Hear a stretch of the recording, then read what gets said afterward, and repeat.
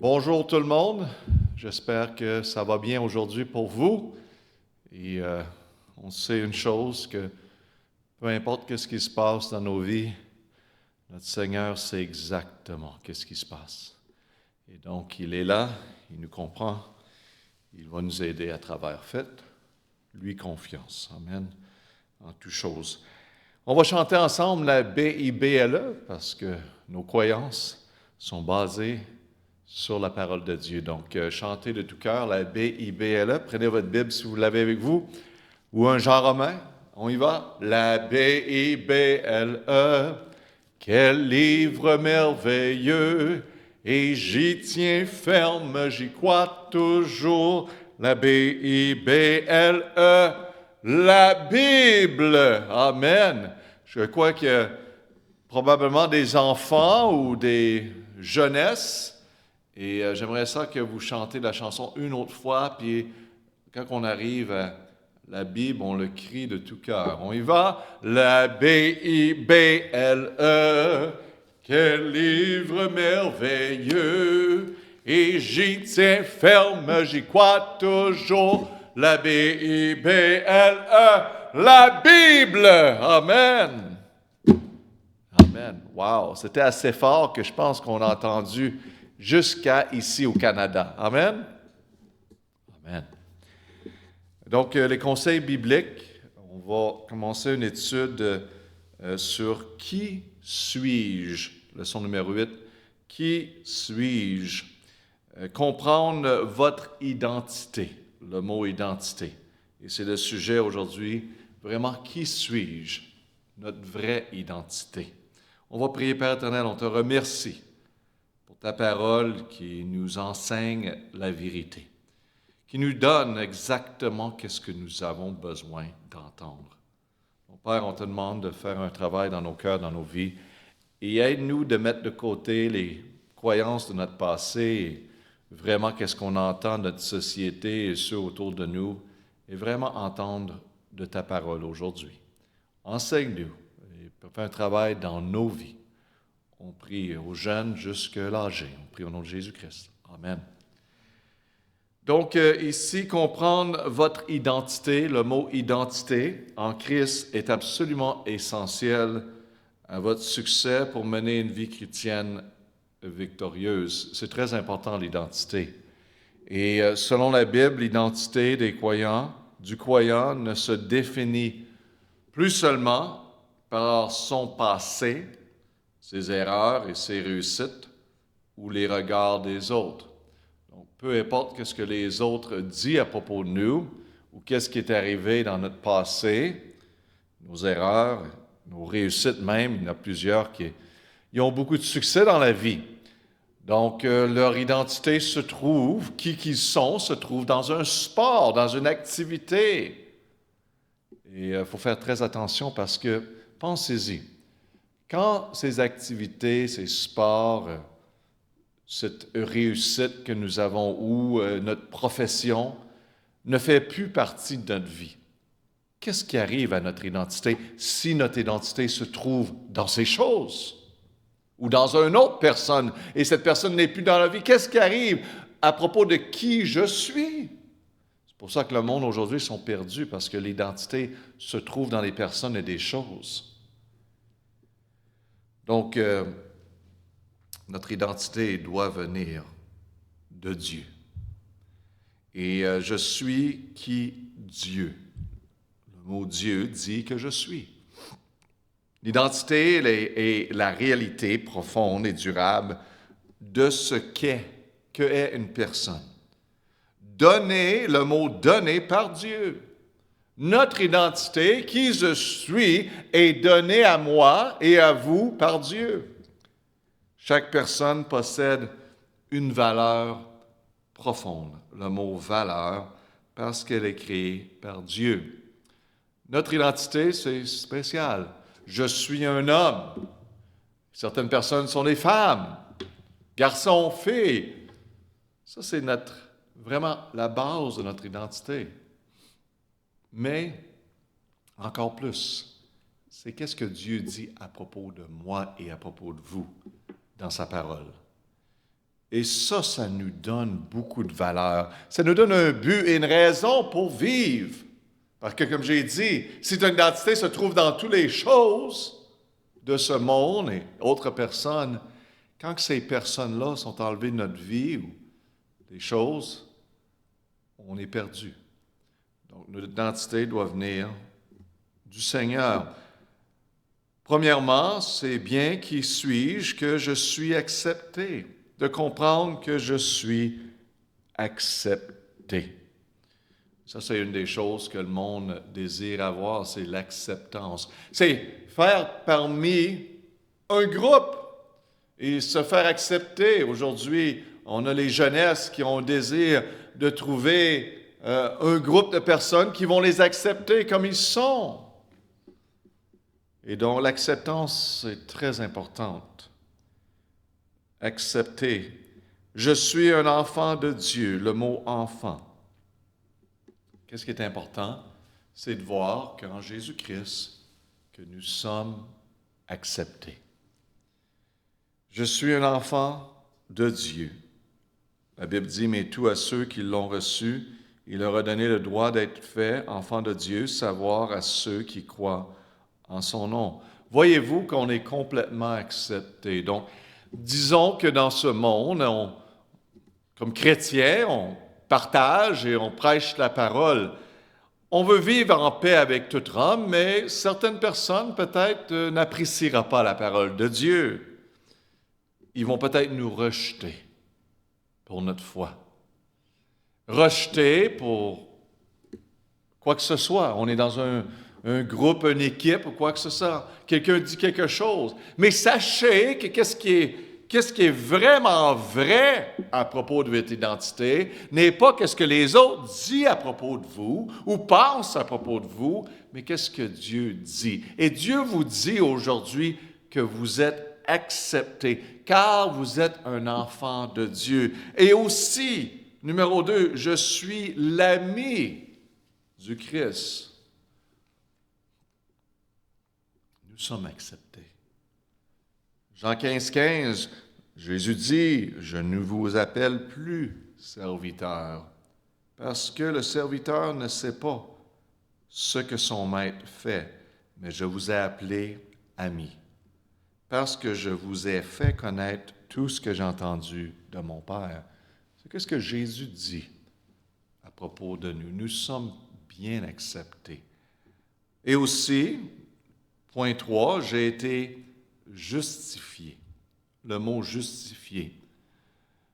Imaginez-vous le niveau d'acceptance que la justification nous offre et nous donne, que Dieu nous a pris comme nous sommes, dans nos péchés, perdus. Et il prend nos péchés et il replace le péché avec son pardon. C'est merveilleux. Justifiés, étant donc justifiés par la foi, nous avons la paix avec Dieu par notre Seigneur Jésus-Christ. Par notre Seigneur Jésus-Christ. Aussi, nous sommes acceptés dans le fait justifiés, et aussi, je suis uni avec le Seigneur et je suis le mot un esprit avec lui. Mais celui qui s'unit au Seigneur est au même esprit avec lui. On voit que notre Seigneur nous accepte complètement.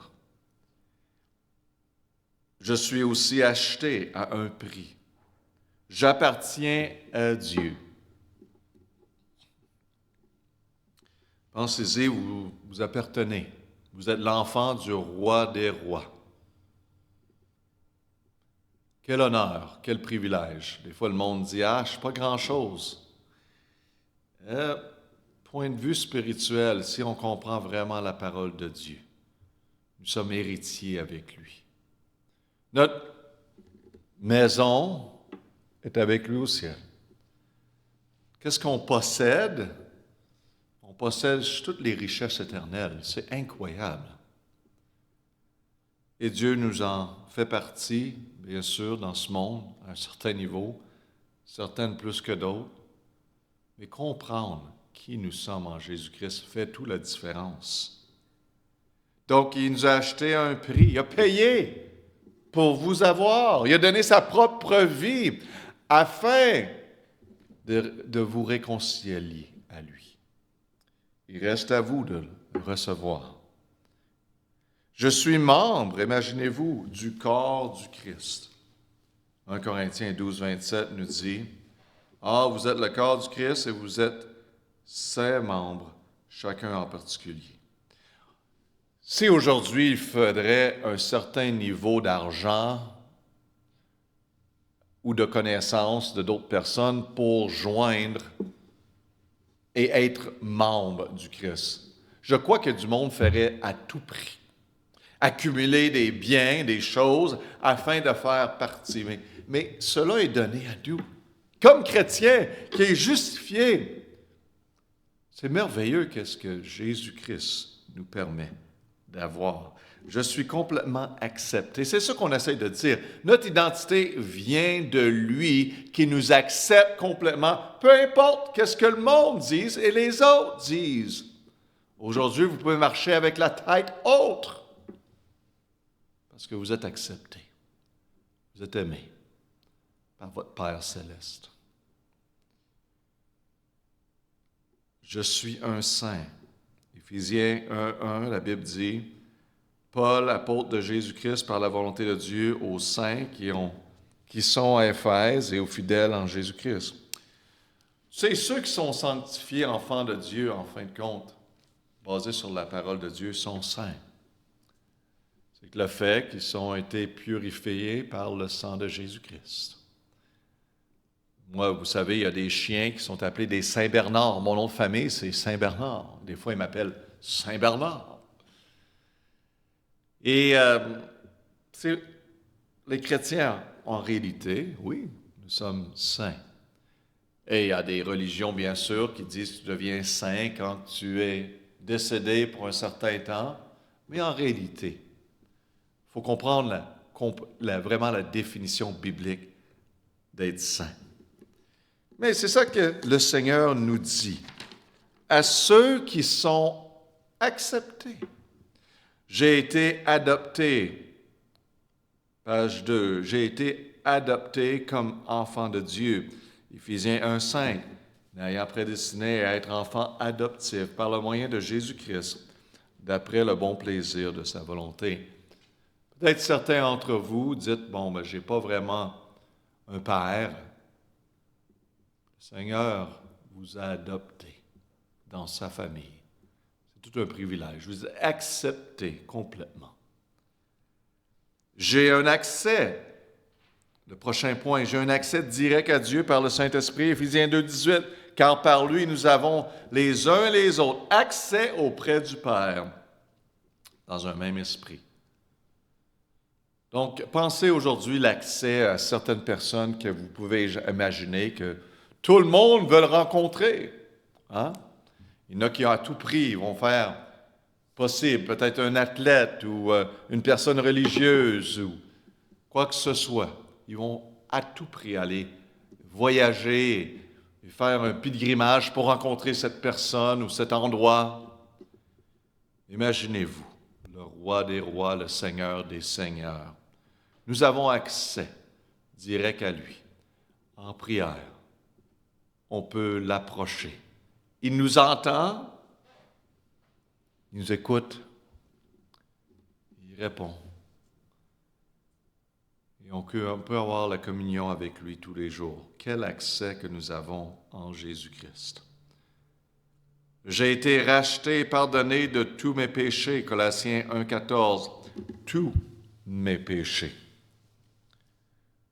Et que nous avons la rédemption par son sang, la rémission des péchés.